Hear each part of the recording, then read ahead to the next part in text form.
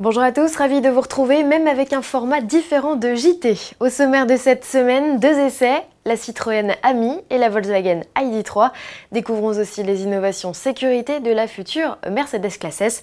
On reparle de la voiture imaginée par Sony aussi et on monte le son avec le V12 de la T50, la nouvelle création de Gordon Murray.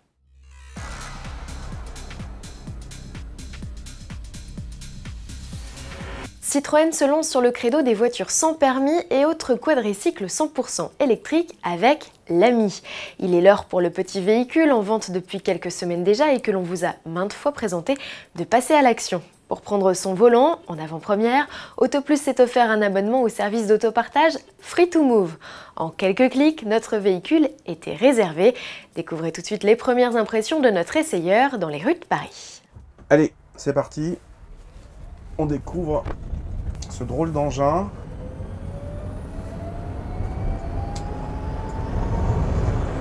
On est assez vite aux 45 km/h annoncé et on va pas 1 km/h plus vite pour le coup.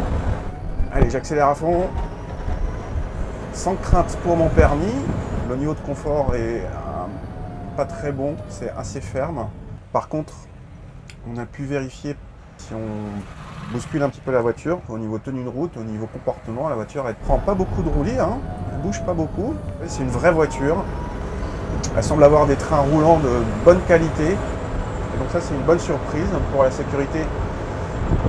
Bon, pour tout vous dire, j'avais pas très envie en découvrant la voiture d'aller rouler avec. Je me disais mais qu'est-ce que ça va être? Et en fait, bah, ça fait le job. C'est même assez attachant finalement. Il y a des petites choses dont on se passerait bien. Hein. On aura bien vu un petit peu plus confortable. Mais pour le reste, bah, c'est suffisant pour la ville. Alors par contre, on rappelle que c'est un quadricycle à moteur. Il faudra rester dans les rues ou sur les petites routes, mais pas de voie rapide. Curieux de l'essayer à votre tour, sachez que la Citroën Ami est accessible aux plus de 18 ans, titulaires d'au moins 1 an de permis. Attention, la prestation n'est pas donnée, nous avons payé 27 € les 2 heures de location. L'Ami est également proposée sous la forme d'une location longue durée ou à l'achat. Comptez alors 6 900 € hors bonus. Retrouvez notre vidéo complète de la Citroën Ami dans notre rubrique Essai. À des années-lumière de l'Ami, la nouvelle Classe S, le vaisseau amiral Mercedes en dit davantage sur lui. Cette fois, il n'est plus question de connectivité, mais de sécurité.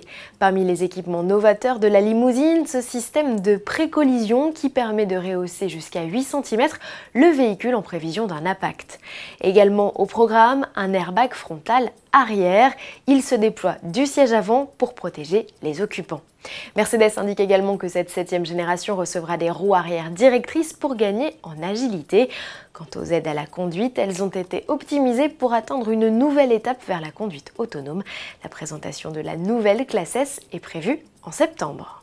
C'est parti pour l'ID.3, le tout premier véhicule 100% électrique de Volkswagen, pensé dès sa conception comme tel et qui n'est pas un dérivé zéro émission d'un modèle existant, est passé entre les mains de notre essayeur Alan Froly.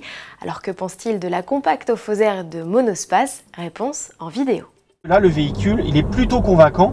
On a de l'espace à bord, comme je vous disais, pas de tunnel de servitude, donc 5 vraies places, un habitacle lumineux, spacieux et surtout une douceur à l'usage typique des véhicules électriques.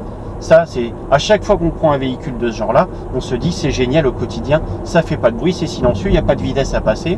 Et surtout, là, on a quand même un moteur de 204 chevaux avec des capacités d'accélération vraiment épatantes. C'est presque sportif. Les capacités de reprise, c'est pareil, on peut passer de 80 à 120 km/h en l'espace de 5 secondes. Donc même une voiture thermique sportive de 200 chevaux aura du mal à aller aussi vite. Et pour le reste, c'est un véhicule 5 places taillé pour la famille avec un coffre équivalent à celui de la Golf. Donc plutôt correct pour une famille de 3 à 4 personnes et 5 en dépannage. Et en termes d'autonomie, la bonne surprise, c'est qu'on n'est pas très loin des données annoncées par Volkswagen. Sur un cycle mixte ville-route, on a réussi à s'approcher des 400 km. Sur l'autoroute, en revanche, même si la voiture est bien profilée, elle consomme forcément plus d'énergie. Là, il faudra tabler plutôt sur une consommation d'environ 20 kWh. Donc là, il ne faudra pas espérer plus de 290 ou 300 km d'autonomie. La Volkswagen ID.3 ici à l'essai est équipée d'un moteur de 204 chevaux et d'une batterie de 58 kWh. Il s'agit de la série limitée de lancement suréquipée First Edition proposée à 39 990 € hors bonus écologique. En entrée de gamme pour l'heure et dans sa finition de base bien équipée, l'ID.3 est facturé 37 990 € avec la batterie de capacité intermédiaire. Pour bénéficier des 550 km de réserve avec les accus de 77 kWh, il faut compter près de 49 000 €. Une version d'entrée de gamme de l'ID.3 avec une batterie plus petite et une mise à prix autour des 30 000 € est prévue prochainement. Et toujours à propos de voitures électriques, la Vision S de Sony refait surface. Le prototype du géant de l'électronique présenté à Las Vegas début 2020 poursuit son développement et le véhicule est cette fois de retour au Japon. La berline Fastback de 4,90 m de long, équipée de 2 moteurs électriques pour une puissance totale de 544 chevaux, n'a pas vocation à être produite, rappelons-le. Elle sert de laboratoire ou de démonstrateur pour mettre au point des dispositifs de conduite autonome. D'ailleurs, elle a été développée avec le support de nombreux équipementiers tels que Nvidia, Qualcomm ou encore Bosch. Sony a pour ambition de devenir un acteur sérieux dans le domaine de la conduite autonome et à ce titre développe caméras, lidar et autres capteurs nécessaires au déplacement de ces véhicules. Gordon Murray, vous connaissez ? Bien sûr que oui, c'est le papa de la McLaren F1, la première supercar triplace de l'histoire. Après avoir travaillé des années pour le compte des autres, en 2017, l'ingénieur a lancé sa propre marque Gordon Murray Automotive. À son actif, la TVR Griffith, deuxième du nom, et bientôt un nouveau bolide dénommé T50. En attendant sa révélation, ce 4 août à 18 h, voici l'antre de la bête. Il s'agit d'un V12 4 litres atmosphérique signé Cosworth, un bloc capable de prendre plus de 12 000 tours minute, un record pour une voiture de route. À titre comparatif, le V12 de la Valkyrie, également développé par Cosworth, prend 1000 tours de moins. Et si on continue à parler chiffres, la T50 développera au minimum 650 chevaux pour un poids contenu sous la tonne. Un rapport poids-puissance détonnant pour le bolide triplace de 4,38 m de long. Produite à 100 exemplaires, la supercar britannique rejoindra le garage de ses propriétaires début 2022. Son prix 2,2 millions d'euros, hors taxe bien sûr. À la semaine prochaine.